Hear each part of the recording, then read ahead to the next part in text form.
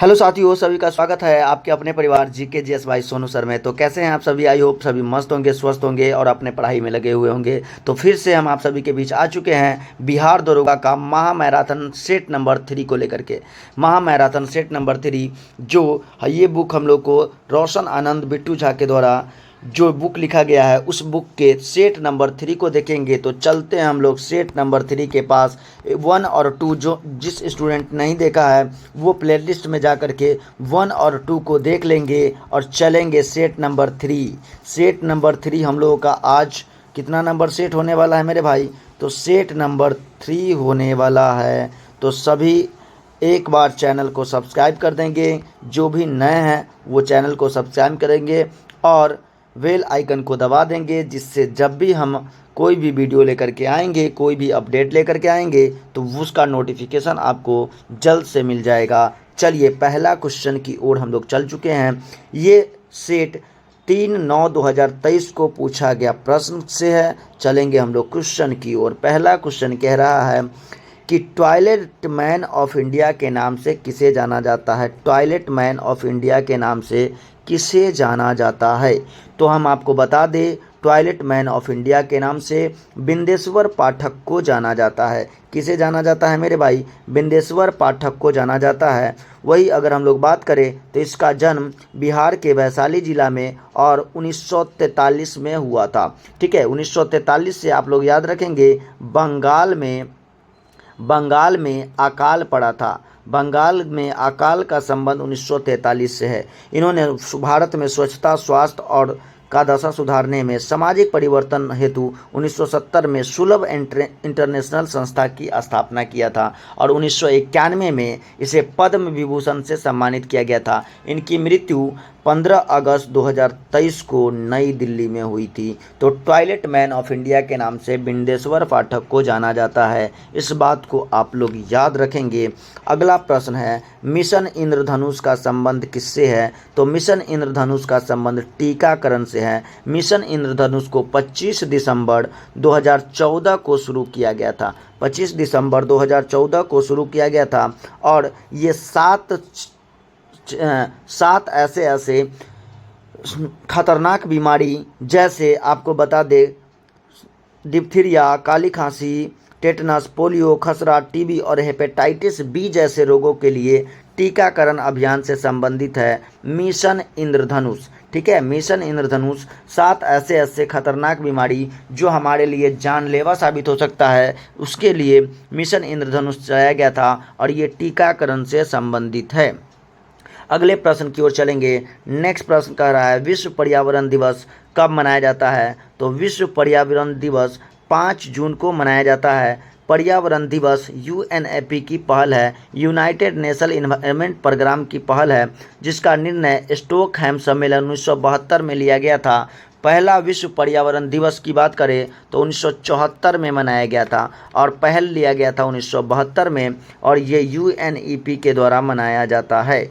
UNEP की पहल है, यूनाइटेड नेशन इन्वायरमेंट प्रोग्राम के द्वारा ये मनाया जाता है। चलेंगे नेक्स्ट क्वेश्चन की ओर। अगला प्रश्न कह रहा है, प्रथम पृथ्वी सम्मेलन कहाँ आयोजित किया गया था? तो प्रथम पृथ्वी सम्मेलन ब्राज़ील का एक शहर है रियो डी जनेरो। ब्राज़ील के शहर रियो डी जनेरो में आयोजित किया गया था। कहाँ आयोजित किया गया था? तो रियो डी जनेरो में आयोजित किया गया था। ठीक है, अब हम लोग चलेंगे नेक्स्ट क्वेश्चन की ओर। नेक्स्ट क्वेश्चन की ओर चलेंगे तो क्वेश्चन नंबर हम लोगों का अब आ जाएगा क्वेश्चन नंबर 5। क्वेश्चन नंबर 5 की बात करें, क्वेश्चन नंबर 5 तो कह रहा है 2026 में फीफा विश्व कप कहाँ आयोजित किया जाएगा? तो फीफा विश्व कप ये आपको USA, कनाडा और मैक्सिको, USA, कनाडा और मैक्सिको ये तीनों उत्तरी अमेरिका महादेश का है। और आप भी बता दें, हाल ही में फीफा से 3 देश को बाहर निकाल दिया गया है, रूस, पाकिस्तान और एक है बुल्गारिया। 3 देशों को FIFA federation of football association ने क्या किया है? तो रूस और पाकिस्तान को फीफा से बाहर निकाल दिया है। ठीक है, याद रखेंगे इसको। अगले प्रश्न की ओर चलेंगे। अगला प्रश्न, मस्तिष्क का सबसे बड़ा भाग कौन सा है? तो मस्तिष्क का सबसे बड़ा भाग है सेरिब्रम। मस्तिष्क का सबसे बड़ा भाग की बात करें मेरे भाई, सेरिब्रम है, जिसे प्रमस्तिष्क कहा जाता है। मस्तिष्क को 3 भागों में विभाजित किया गया है। पहला है अग्र मस्तिष्क, मध्य मस्तिष्क और पश्च मस्तिष्क। अग्र मस्तिष्क, मध्य मस्तिष्क और पश्च मस्तिष्क। अग्र मस्तिष्क की बात करें तो अग्र मस्तिष्क को 2 भागों में बांटा गया है। पहला प्रमस्तिष्क, जिसे हम लोग कहते हैं सेरिब्रम, मनुष्य का सबसे बड़ा भाग होता है मस्तिष्क का, और संपूर्ण मस्तिष्क का 2/3 हिस्सा सेरिब्रम होता है। सोचने, समझने, स्मरण करने की शक्ति, घृणा, प्रेम, भय जैसी सभी क्रियाओं का नियंत्रण प्रमस्तिष्क के द्वारा किया जाता है। यानी अगर हम लोग कहें तो हमारा मेमोरी पावर किस मस्तिष्क में होता है, तो सेरिब्रम में होता है। ठीक है, उसके बाद इसका अगला पार्ट होता है डाईएनसेफेलॉन।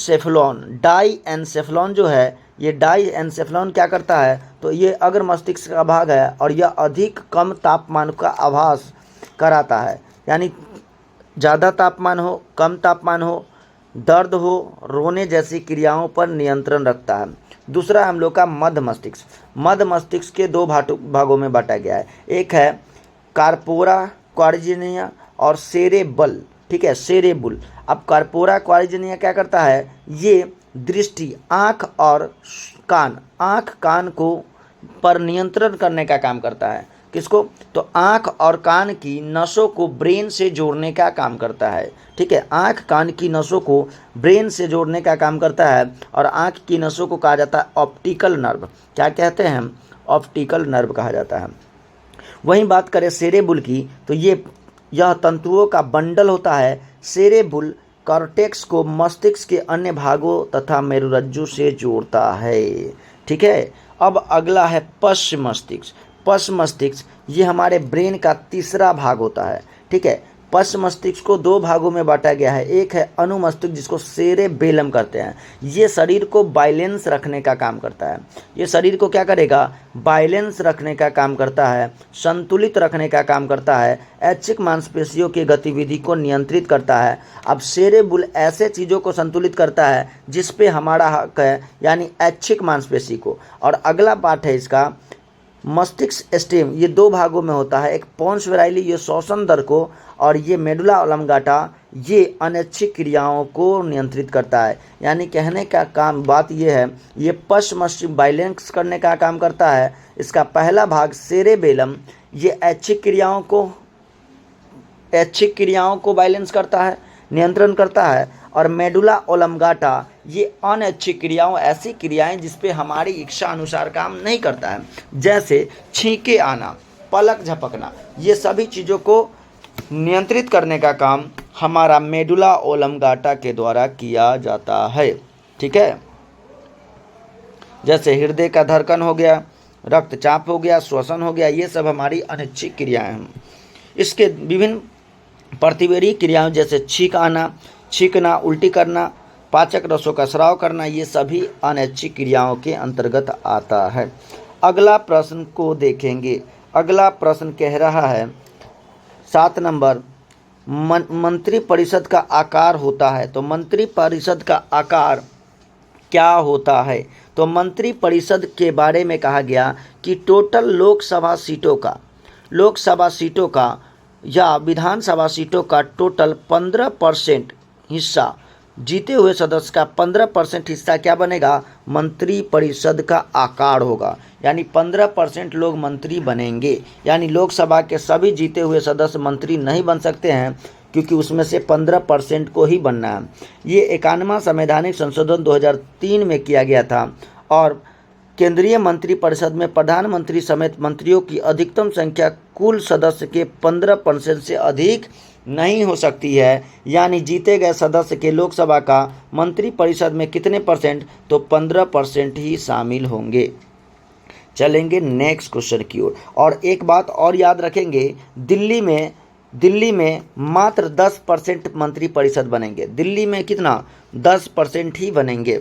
अगला प्रश्न है, डीआरडीओ द्वारा विकसित लक्ष्य क्या है। डीआरडीओ द्वारा विकसित लक्ष्य जो है वो लक्ष्य क्या है, तो डीआरडीओ की बात करें तो 1958 में डीआरडीओ की स्थापना किया गया और इसका मुख्यालय नई दिल्ली में है। इसका मुख्यालय कहाँ है मेरे भाई, इसका मुख्यालय है नई दिल्ली में। उसके बाद डीआरडीओ द्वारा विकसित लक्ष्य चालक रहित विमान है। क्या है? तो चालक रहित विमान है।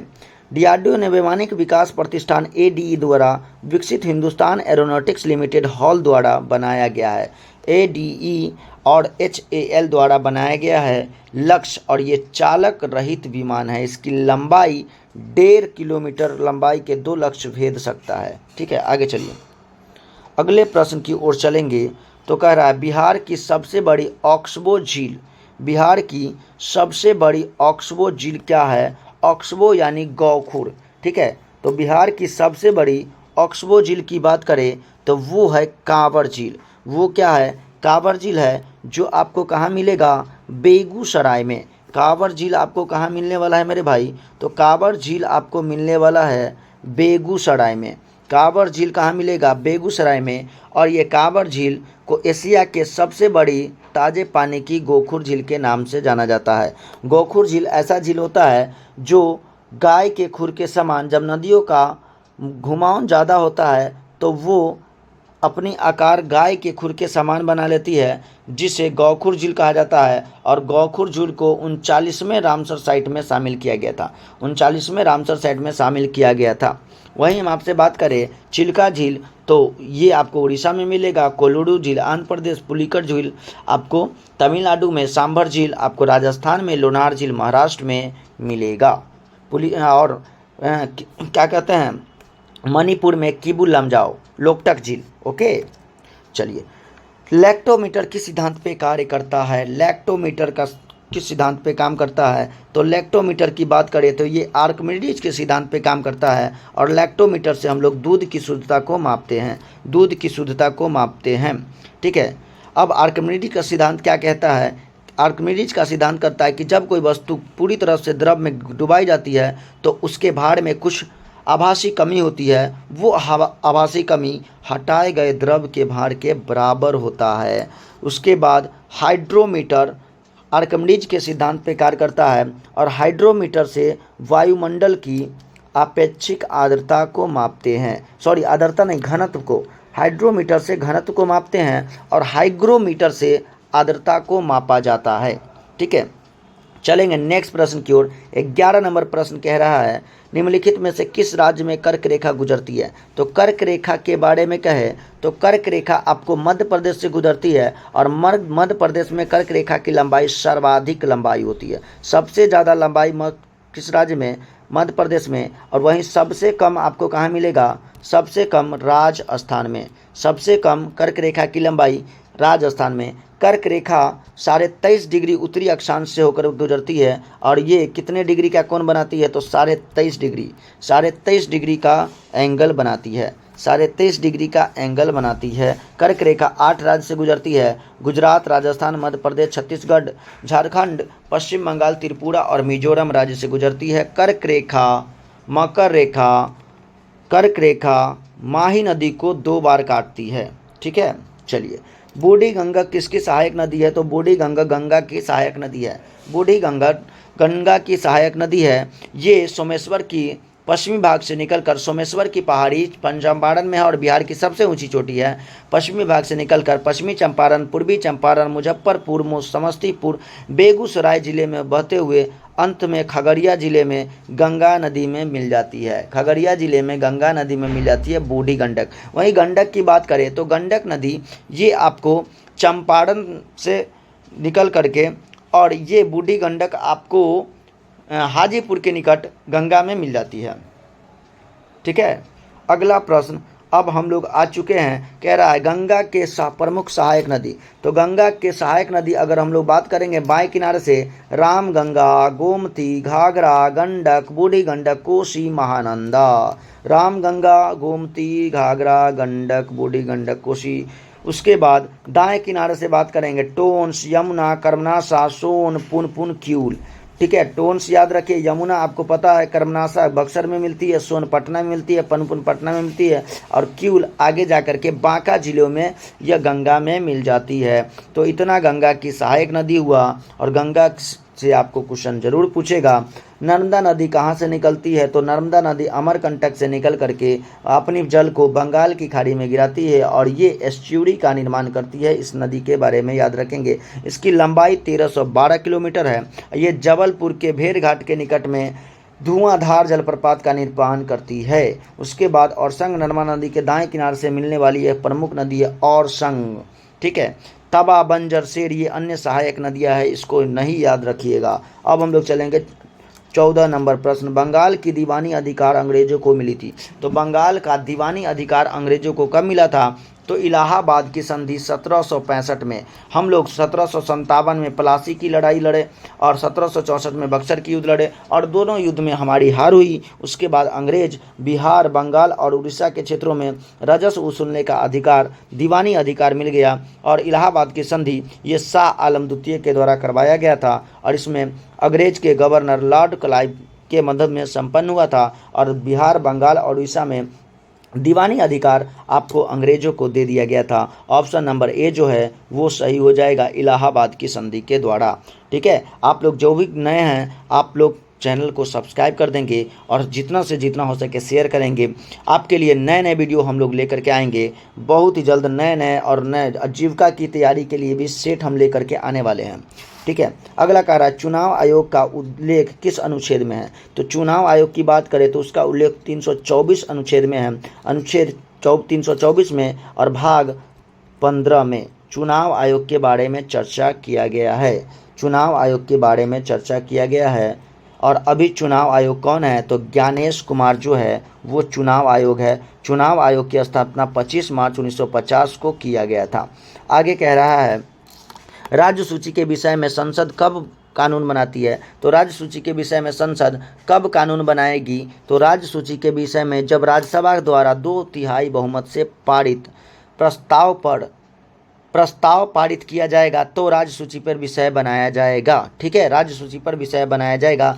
कि टोटल कितनी सूची है? राज्य सूची की बात करें तो इसमें टोटल कितने विषय हैं? तो 61 विषय हैं। पहले कितना था? तो 66 विषय था। ठीक है, चलते हैं अब हम लोग नेक्स्ट क्वेश्चन की ओर, अगले प्रश्न की ओर चलते हैं। कह रहा है भारत का देशांतरीय विस्तार कितना है? तो भारत का देशांतरीय विस्तार की बात करें तो भारत का देशांतरीय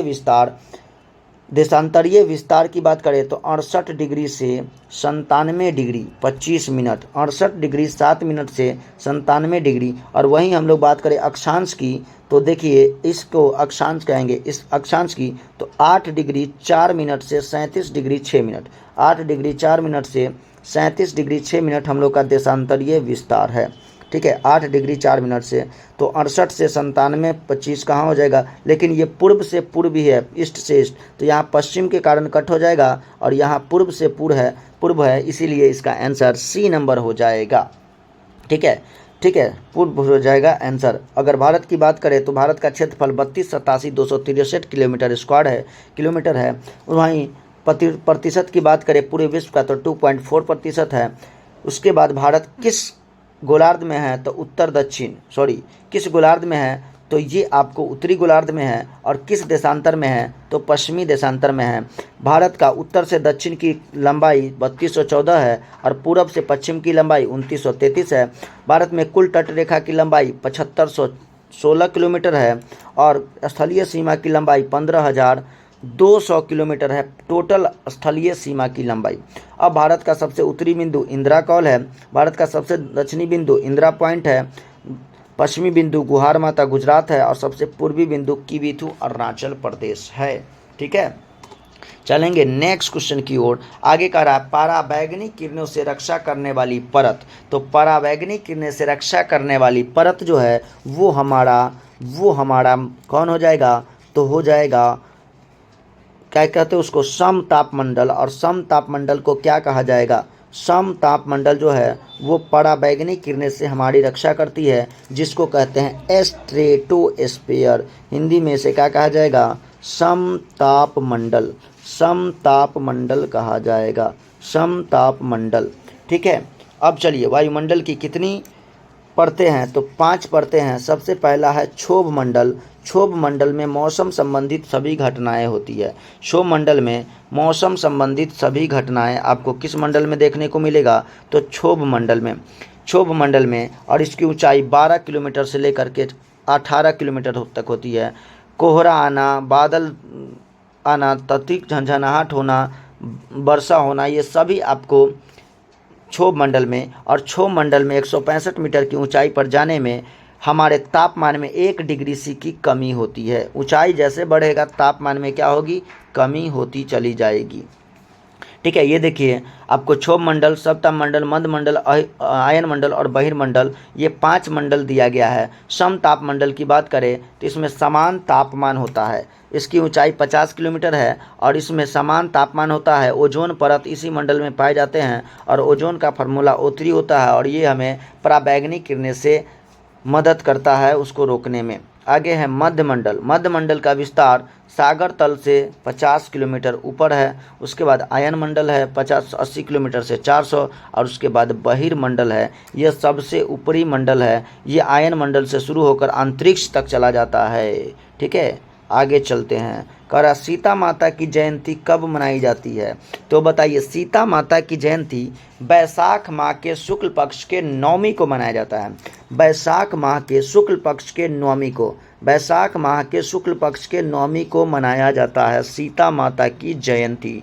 ठीक है, सीता माता की जयंती। चलते हैं अगले प्रश्न की ओर। सर्वाधिक ऊंचाई पर स्थित बादल क्या कहलाते हैं, तो सबसे ज़्यादा ऊंचाई पर स्थित बादल को पश्चाव बादल कहा जाता है। क्या कहा जाता है, पश्चाव बादल। ऑप्शन नंबर डी सही हो जाएगा। और सबसे ज़्यादा वर्षा कपासी बादल से होता है। सबसे ज़्यादा वर्षा किससे होता है, कपासी बादल से, और सबसे ऊंचाई पे पश्चाव बादल होते हैं। ठीक है, चलते हैं नेक्स्ट क्वेश्चन की ओर। नेक्स्ट क्वेश्चन की ओर चलेंगे। अगला प्रश्न क्या कह रहा है, अगला प्रश्न कह रहा है किस ग्रह को नीला ग्रह कहा जाता है। बताइए बबुआ, किस ग्रह को नीला ग्रह कहा जाता है, तो आपन ग्रह हो। किस ग्रह को, तो आपन ग्रह हो जाएगा, सॉरी नीला ग्रह कह रहा है। किस ग्रह को नीला ग्रह कहा जाता है, और पृथ्वी ऑप्शन में ही नहीं है, तो पृथ्वी नहीं है। तो पृथ्वी के अलावा नेपच्यून जो है, वरुण जो है, वरुण को भी नीला ग्रह कहा जाता है। वरुण में मौजूद मीथेन गैस का द्वारा लाल प्रकाश के अवशोषण के कारण वरुण को नीला ग्रह भी कहा जाता है। और सौर मंडल का सबसे ठंडा ग्रह वरुण है। सौर मंडल का सबसे ठंडा ग्रह क्या है, वरुण है। इसमें हाइड्रोजन, हीलियम, मेथोन, अमोनिया पाया जाता है। और इसके 2 प्रमुख उपग्रह है, ट्रिटोन और नेरिड। ठीक है, ट्रिटोन और नेरिड जो है इसके उपग्रह है, इसको याद रखेंगे। ट्रिटोन और नेरिड जो है इसके उपग्रह है। शुक्र को सांझ का तारा या भोर का तारा या पृथ्वी का जुड़वा बहन कहा जाता है और सबसे गर्म भी कहा जाता है। पृथ्वी को जल उपस्थिति के कारण नीला ग्रह कहा जाता है और उस पर मीथेन पाए जाने के कारण उसे नीला ग्रह कहा जाता है। मंगल को लाल ग्रह, शनि को काला ग्रह और यूरेनस को लेटा हुआ और हरा ग्रह भी कहा जाता है। ठीक है, अगले प्रश्न की ओर चलें। अगला प्रश्न 22 नंबर, किसने गति के नियमों का प्रतिपादन किया था। तो गति के नियम का प्रतिपादन की बात करें तो गति के नियम का प्रतिपादन, ये आपको गति का नियम का प्रतिपादन न्यूटन के द्वारा दिया गया था। किसके द्वारा दिया गया था, तो गति के नियम का प्रतिपादन आइजैक न्यूटन के द्वारा दिया गया था और इसके पुस्तक का नाम था द प्रिंसिपिया। और इसी पुस्तक में उन्होंने प्रकाशित किया था, गति के नियमों को प्रतिपादित किया था। लेकिन वही कहे ग्रहों के गति का नियम किसने दिया था, तो ग्रहों के गति का नियम केपलर ने दिया था। ठीक है, ग्रहों का गति का नियम किसने दिया था, केपलर ने। न्यूटन ने 3 नियम दिया था। प्रथम नियम कहता है यदि कोई विरामा अवस्था में है तो वो विरामा अवस्था में ही रहेगा जब तक उस पर कोई बाह्य ना काम करे। अगर कोई वस्तु गति की अवस्था में है या वो चल रही अवस्था में है तो वो चलते हुए प्रतीत होगा, रहना पसंद करेगा जब तक उस पर बाह्य बल न, जिसे कहा गया लॉ ऑफ इनर्शिया। और लॉ और इनर्शिया में 2 उदाहरण दिए थे, एक दिए थे गति के लिए और एक दिए थे विरामा के लिए। ठीक है, एक विरामा के लिए। इसी तरह उन्होंने उदाहरण से बताए थे कि पेड़ की टहनी को हिलाने से ऊपर फूल टूटकर नीचे गिर जाता है, क्योंकि ये पहले बल का न्यूटन के प्रथम नियम के अनुसार। कंबल को हाथ मार से पकड़कर डंडे से पीटने से धूलकण झरने लगते हैं, न्यूटन के प्रथम नियम के अनुसार। गोली मारने से कांच में छेद हो जाता है, परंतु पत्थर मारने से टुकड़े टुकड़े हो जाते हैं। रुकी हुई गाड़ी अचानक चलने पर बैठे यात्री पीछे की ओर झुक जाते हैं, वहीं चलती हुई गाड़ी के अचानक रुकने में बैठे हुए यात्री आगे की ओर झुक जाते हैं। ये न्यूटन के प्रथम नियम फर्स्ट नियम के अनुसार ऐसा होता है। अब सेकेंड नियम के अनुसार क्या क्या होता है? सेकेंड नियम से न्यूटन के दूसरे नियम से बल तथा द्रव्यमान की दिशा में उत्पन्न त्वरण के गुणनफल के बराबर होता है, यानी F बराबर होता है ma। F बराबर क्या होता है? ma होता है, और वही कहता है कि वस्तु के संवेग में परिवर्तन की दर उस पर आरोपित बल के अनुक्रमानुपाती होता है, अनुपातिक बल के अनुक्रमानुपाती होता है, और इसमें मास लगा के F बराबर ma कर देते हैं। आगे इसका उदाहरण क्या क्या है, इसको उदाहरण से क्वेश्चन पूछेगा, एग्जाम्पल से क्वेश्चन पूछा जाता है। क्या है इसका एग्जाम्पल? कह रहा है क्रिकेट खिलाड़ी तेजी से आती गेंद को कैच करते समय अपने हाथों को वेग की दिशा में गतिमान कर लेता है, यानी पीछे खींच लेता है। इससे समय अंतराल बढ़ जाता है और खिलाड़ी को चोट कम लगता है। समान वेग से आती हुई क्रिकेट गेंद और टेनिस गेंद को कैच करना आसान होता है। कैच करना क्या होता है? आसान होता है। अगला कह रहा है गद्दा या मिट्टी के फर्श पर गिरने पर सीमेंट से बने फर्श पर गिरने की तुलना में कम चोट लगता है। ठीक है, गद्दा या मिट्टी पर गिरने पर सीमेंट के फर्श पर गिरने की तुलना में कम चोट लगता है। गाड़ियों में स्प्रिंग और शॉकर ऑब्जर्वर लगाए जाते हैं ताकि झटका कम लगे। अधिक गहराई की कील को गाड़ने के लिए भारी हथौड़े का प्रयोग किया जाता है। यह सब न्यूटन के द्वितीय नियम से संबंधित है।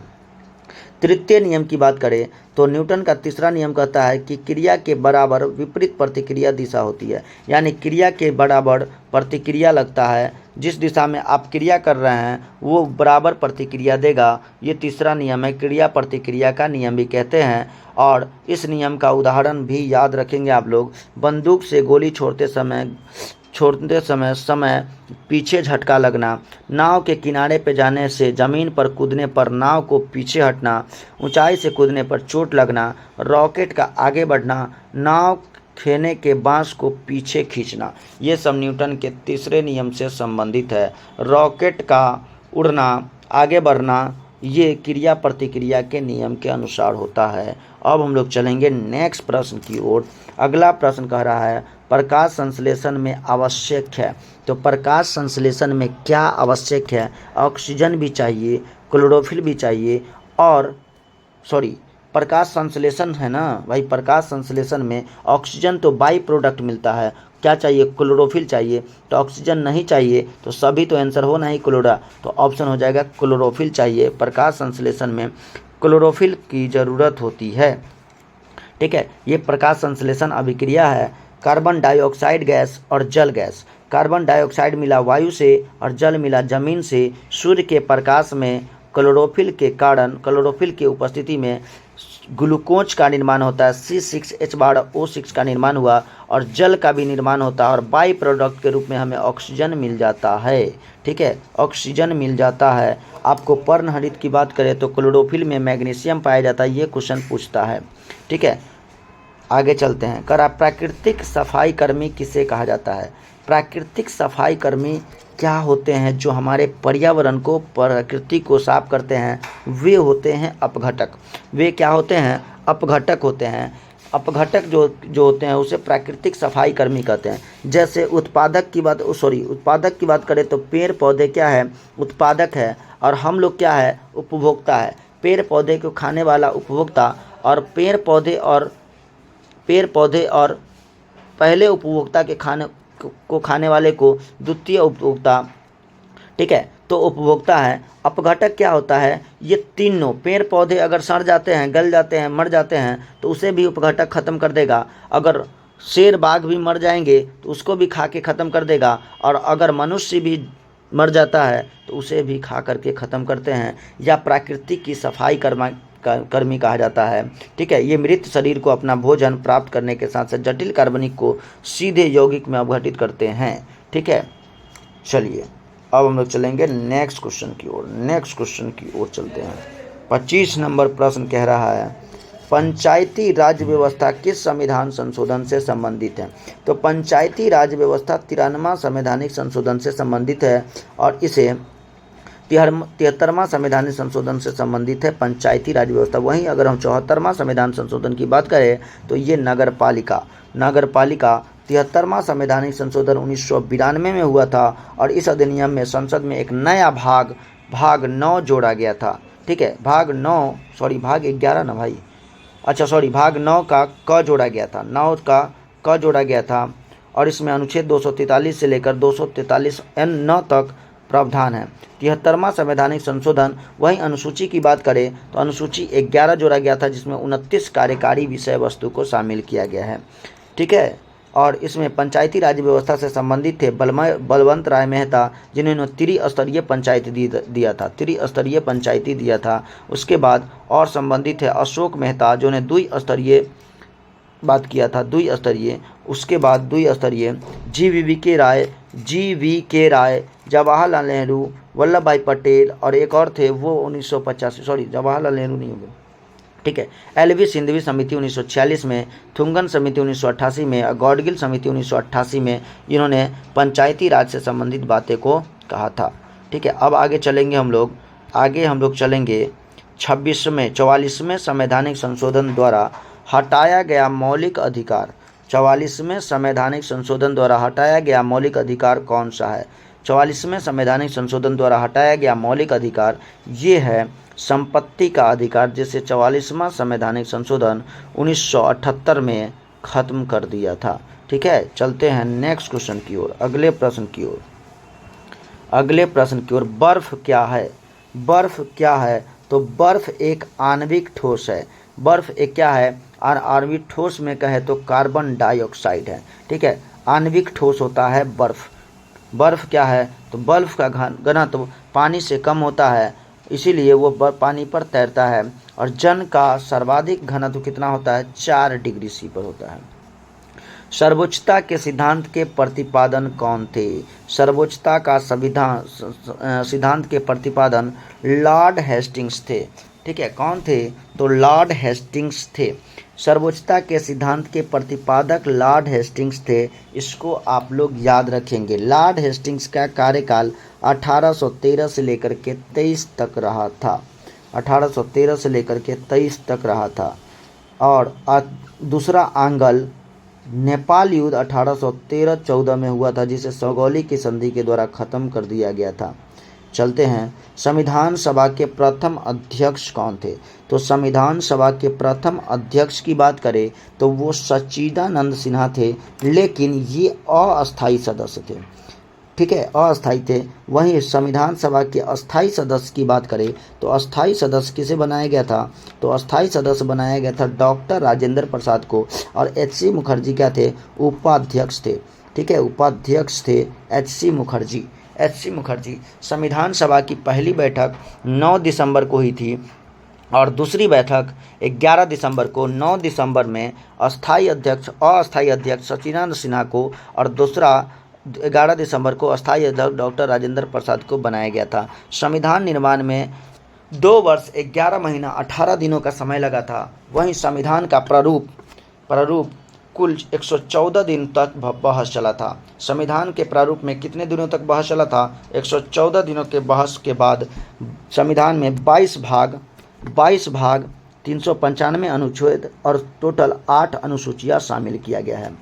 आगे संविधान सभा की कुछ प्रमुख समिति थी, इससे भी आपको बहुत ज़्यादा क्वेश्चन बनता है। संविधान सभा की कुछ प्रमुख समितियां थी। अब क्या क्या है समिति, इसको देखेंगे। पहले था संचालन समिति। डॉक्टर राजेंद्र प्रसाद जो थे वो संचालन समिति के अध्यक्ष थे। दूसरा है संघीय संविधान समिति, पंडित जवाहरलाल नेहरू। लेकिन संघीय संविधान और प्रांतीय, संघ मतलब पूरा केंद्र और प्रांत मतलब अलग अलग क्षेत्र, प्रांतीय संविधान समिति के अध्यक्ष वल्लभ भाई पटेल को बनाया गया था। प्रारूप समिति के अध्यक्ष भीमराव अंबेडकर, ये सबको याद होगा। संघ शक्ति और संघीय समिति दोनों का नाम याद रखिए, संघ शक्ति और संघीय, ये पंडित जवाहरलाल नेहरू। मौलिक अधिकार और अल्पसंख्यक संबंधित परामर्श समिति सरदार वल्लभ भाई पटेल। अब सरदार वल्लभ भाई पटेल से 2 याद रखिएगा, प्रांतीय संविधान और मौलिक अधिकार। और राष्ट्रीय ध्वज ये आपको डॉक्टर राजेंद्र प्रसाद से संबंधित था। अगला प्रश्न है 30 नंबर, निम्न में से कौन सी पुस्तक महात्मा गांधी से संबंधित है? तो महात्मा गांधी से संबंधित है यंग इंडिया। लेकिन वहीं न्यू इंडिया की बात करें, ठीक है, महात्मा गांधी से संबंधित है यंग इंडिया। वहीं न्यू इंडिया की बात करें तो एनी बेसेंट। पद्मावत की बात करें तो मलिक मोहम्मद जैसी। India divided doctor Rajendra Prasad, ठीक है, इंडिया डिवाइडेड। और महात्मा गांधी की पुस्तक की बात पर पत्रिकाएं और पुस्तक Young India Harijan, Young India Harijan, Navajivan, Navajivan, Young India Harijan, Navajivan, experiment, my experiment with truth, ethical religion, pathway to God. ये सभी क्या है तो महात्मा गांधी से संबंधित है। और उसकी कुछ संस्थाएं भी देख लीजिए। नटाल कांग्रेस 1894 में उन्होंने नटाल कांग्रेस की स्थापना किया था। 1904 में फिनिश फॉर्म्स की स्थापना किया था। 1910 में टॉल स्टाई फॉर्म की स्थापना किया था। और 1932 में हरिजन सेवक संघ की स्थापना किए थे। ठीक है, चलते हैं आगे। कर रहा है लघु पथन, ठीक है, लघु पथन जिसको हम लोग कहते हैं शॉर्ट सर्किट। लघु पथन जिसे क्या कहते हैं, शॉर्ट सर्किट कहा जाता है। शॉर्ट सर्किट के समय विद्युत परिवर्तन का मान, धारा का मान क्या होता है, बढ़ जाता है कि घट जाता है। तो धारा का मान बढ़ जाता है तभी तो सर्किट लगता है। ठीक है, शॉर्ट सर्किट कब होता है, जब विद्युत धारा का मान, परिपथ में विद्युत धारा का मान बढ़ जाता है। ठीक है, बढ़ जाता है तो शॉर्ट सर्किट होता है। अब कह रहा है अगला प्रश्न, कर रहा है अगले प्रश्न की ओर चलते हैं। अच्छा, इसको देख लीजिए। कह रहा घर में दी जाने वाली विद्युत धारा 220 वोल्ट होती है और जिसकी आवृत्ति 50 हर्ट्ज होता है। आगे कह रहा है महाबलीपुरम का सप्त रथ मंदिर किसने बनवाया था। तो महाबलीपुरम का सप्त रथ मंदिर किसके द्वारा बनाया गया था, तो पल्लव वंश के नरसिंह वर्मन प्रथम के द्वारा बनवाया गया था। महाबलीपुरम का सप्त रथ मंदिर पल्लव वंश के नरसिंह वर्मन प्रथम के द्वारा बनाया गया था। पल्लव वंश से संबंधित थे, उसके द्वारा बनाया गया था। उसके बाद एलोरा की बात करें तो एलोरा की गुफा कुराष्टकूट के द्वारा बनाया गया था। ठीक है, चलिए। हाँ, किराती जूनियम के लेखक कौन है, भारवी, जो सिंह विष्णु के दरबार में रहते थे। और पल्लव वंश के संस्थापक कौन है, सिंह विष्णु, जिसकी राजधानी कांचीपुरम थी। मत विलास प्रसन्न की रचना पल्लव शासक महेंद्र वर्मन ने किया था। मत विलास महेंद्र वर्मन। नरसिंह वर्मन द्वितीय ने कांची के कैलाश मंदिर का निर्माण करवाया था तथा महाबलीपुरम के शौर्य मंदिर का। देखिए, महाबलीपुरम के सप्त रथ मंदिर का निर्माण पल्लव वंश के नरसिंह वर्मन प्रथम, लेकिन दूसरा है कांची का कैलाश मंदिर। ठीक है, कांची का कैलाश मंदिर ये नरसिंह वर्मन द्वितीय और महाबलीपुरम का शौर्य मंदिर ये नरसिंह वर्मन द्वितीय के द्वारा। 10 कुमार चरित्र के लेखक दांडी है। 10 कुमार चरित्र के लेखक कौन है, जो नरसिंह वर्मन द्वितीय के दरबार में रहते थे। ठीक है, अब यहाँ से कांची के कैलाश मंदिर का निर्माण द्रविड़ स्थापत्य कला में माना जाता है। नेक्स्ट क्वेश्चन चलेंगे, 33 नंबर क्वेश्चन। देखिए मेरे भाई, ये आपका बुक बहुत ही रामबान है, तो आप लोग हमारे साथ जुड़ करके इस पूरे बुक को ख़त्म करेंगे और आप लोगों के लिए जीविका की तैयारी के लिए भी हम कुछ करने वाले हैं। करा है किस ऐप को आरपीएफ द्वारा प्रतिपादित किया गया है, तो आरपीएफ द्वारा प्रतिपादित किया गया है रियल मैंगो ऐप। ठीक है, रियल मैंगो ऐप को आरपीएफ द्वारा प्रतिपादित किया गया है। आरपीएफ का फुल फॉर्म क्या है, तो रेलवे पुलिस फोर्स। इसका गठन 1957 में किया गया था। अधिनियम था 1957 और इसका जो स्थापना किया गया था 1959 में। आगे 2011 की जनगणना के अनुसार भारत की साक्षरता दर कितनी है, तो भारत की साक्षरता दर है 73%। ठीक है, 73 यानी 74.07% है, 04%, यानी हो जाएगा बी नंबर। अब हम लोग जनगणना देखें तो पुरुष साक्षरता दर 82%, महिला साक्षरता दर 65%। लिंग अनुपात 943, शिशु लिंग अनुपात 919। शिशु लिंग अनुपात कितना, और शिशु की का उम्र होता है 0 से 6 वर्ष। जनसंख्या घनत्व की बात करें तो 382 और सबसे ज़्यादा बिहार और सबसे कम अरुणाचल प्रदेश। बिहार की साक्षरता 61%, बिहार की पुरुष साक्षरता 71%, वहीं महिला साक्षरता की बात करें तो 51% है। बिहार का लिंग अनुपात बात करें तो 918 और वहीं शिशु लिंग अनुपात तो 935। शिशु लिंग अनुपात कितना हो जाएगा, 935 हो जाएगा। बिहार का जनसंख्या घनत्व 1106 व्यक्ति प्रति किलोमीटर स्क्वायर है। ठीक है, आगे चलिए। सर्वाधिक ऊंचाई पर स्थित मतदान केंद्र तासीगंग किस राज्य में है, तो ये आपको हिमाचल प्रदेश में मिलेगा। सबसे ऊंचाई पर स्थित मतदान केंद्र ये तासीगंग हिमाचल प्रदेश में स्थित है। आगे कह रहा है रानी दुर्गावती कहाँ की शासिका थी, तो रानी दुर्गावती गोंडवाना की शासिका थी। ठीक है, कहाँ की शासिका थी? रानी दुर्गावती गोंडवाना की शासिका थी, जिसका जन्म 5 अक्टूबर 1524 में और इनकी लड़ाई आपको राजा यानी अकबर से भी हुआ था। रानी दुर्गावती का विवाह 1542 में गढ़कटगा गोंडवाना के साथ दलपत शाह के साथ हुआ था। सन 1950 में राजा दलपत शाह की मृत्यु हो गई और रानी दुर्गावती पति की मृत्यु के बाद पिता वीर नारायण पुत्र वीर नारायण को राजगद्दी पर बैठाकर खुद राज्य की शासिका बन गई। अकबर के काल में गोंडवाना पर विजय अभियान आसफ खां के नेतृत्व में शुरू हुआ था, क्योंकि अकबर उस समय उज्जैबकों के विद्रोह का सामना कर रहा था। 1564 में रानी दुर्गावती को युद्ध में पराजित कर दिया गया। बाद में इस राज्य को अकबर ने इसी राजवंश से संबंधित चंद्र शाह को सौंप दिया। ठीक है, चलते हैं नेक्स्ट प्रश्न की ओर। कौन सा रोग बैक्टीरिया जनित है? कौन सा रोग बैक्टीरिया जनित है? तो ये आपको हो जाएगा टाइफाइड। टाइफाइड जो है वो बैक्टीरिया जनित रोग है। टाइफाइड जो है वो बैक्टीरिया जनित रोग है।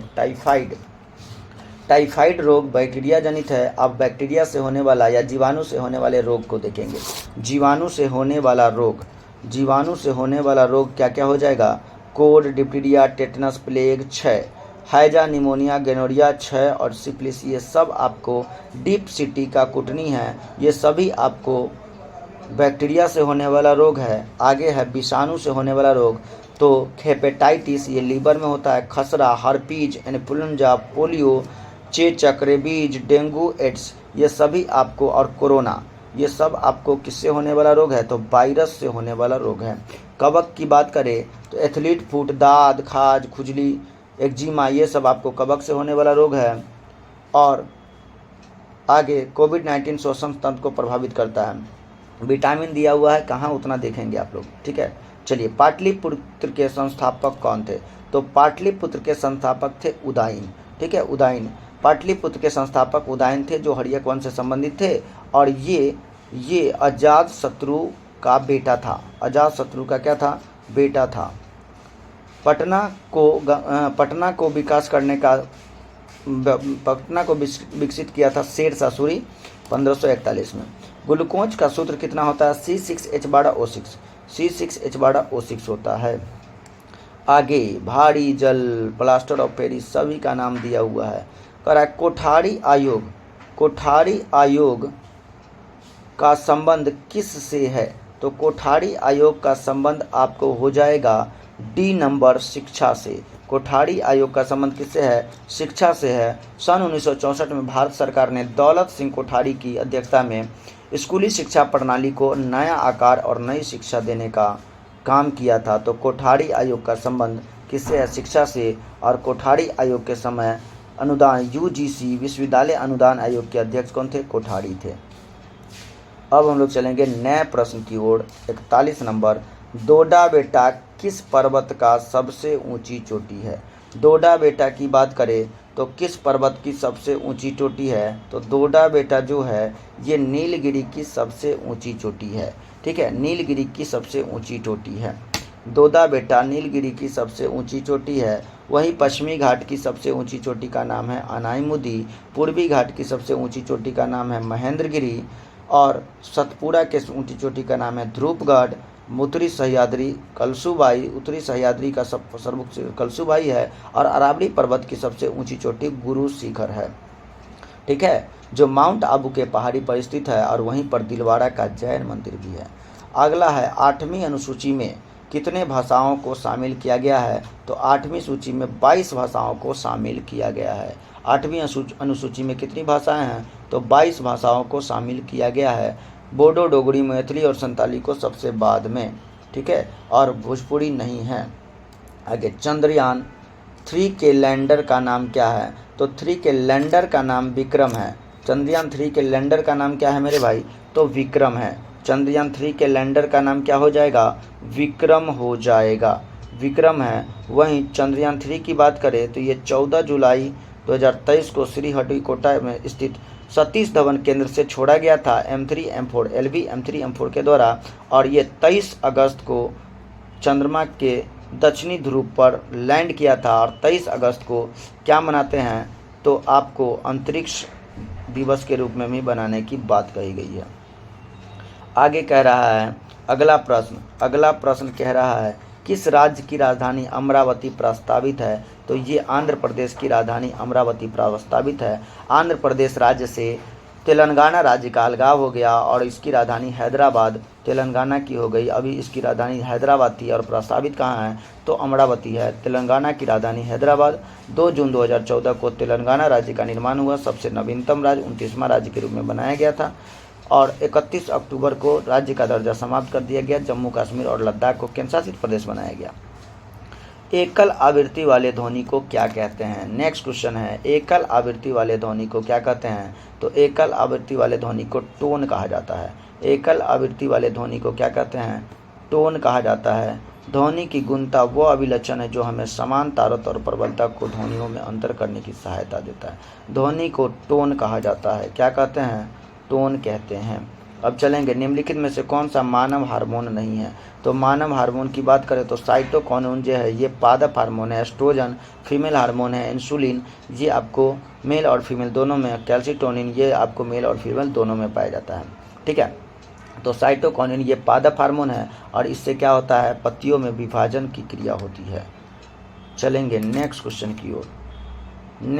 की ओर चलेंगे। कह रहा है सिंधु घाटी सभ्यता के निम्नलिखित स्थलों में किस में बृहत स्नानागार मिला है, तो बृहत स्नानागार मोहनजोदड़ो से मिला है। ठीक है, बृहत स्नानागार मोहनजोदड़ो से मिला है। आगे सिंधु घाटी सभ्यता के स्थलों में मोहनजोदड़ो से बृहत स्नानागार मिला है, ये आप याद रखेंगे। नेक्स्ट क्वेश्चन की ओर चलते हैं। कनिष्क को हराने वाला चीनी जनरल कौन था, तो पान चाओ था। कौन था, पान चाओ था कनिष्क को हराने वाला चीनी जनरल। कनिष्क ने चीन के शासन पान चाओ से युद्ध किया और वो कनिष्क की पराजय हुई। बाद में विजय हुआ। कनिष्क कुषाण वंश का था और उन्होंने 78 ईस्वी में शक संवत चलाया था। कौन सा संवत, शक संवत चलाया था। आगे है बजरंग पूनिया का संबंध किस खेल से है, तो बजरंग पूनिया का संबंध कुश्ती से है। बजरंग पूनिया का संबंध किससे है, कुश्ती से है। ठीक है, पीवी सिंधु का संबंध बैडमिंटन से। दीपिका कुमारी तिरंदाजी से। हिमा दास आपको धावक है। साइना नेहवाल बैडमिंटन है। दीपा कर्माकर जिम्नास्टिक है। रवि दहिया कुश्ती से है। Bhavna Patel table tennis para table tennis. Manu Bhaker निशानेबाजी से। मीराबाई चानू वेट लिफ्टिंग से है। ये निशानेबाजी से और मीराबाई चानू वेट लिफ्टिंग से है, भारोत्तोलन से है। राज्यसभा कितने दिनों तक धन विधेयक को रोक सकती है, तो राज्यसभा कितने दिनों तक, तो 14 दिनों तक धन विधेयक को रोक सकती है।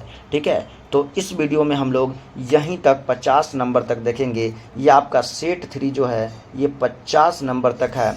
अगला आपको 50 नंबर थे सेट 4 में देखने को मिलेगा मेरे भाई। सेट 4 3 इससे आप मतलब नहीं रखेंगे, आपको पूरा वीडियो देखना है और पूरा वीडियो देख करके अपनी तैयारी को बेहतर बनाना है। तो आप लोग चैनल पर नए हैं तो सब्सक्राइब कर लेंगे। हम लोग जल्द लेकर के आएंगे सेट 4 जो 51 नंबर से 100 नंबर तक आपका सेट 4 होगा। यानी अगर हम लोग बात करें तो एक सेट 2 टेस्टों में, यानी एक पेपर को हम लोग 100 क्वेश्चन को हम लोग 2 टेस्टों के रूप में लगा रहे हैं, जिससे आपको भी कोई दिक्कत नहीं होने वाला है। उससे आपको कोई मतलब नहीं है, बस आप अपनी तैयारी को बेहतर बनाएंगे हमारे साथ।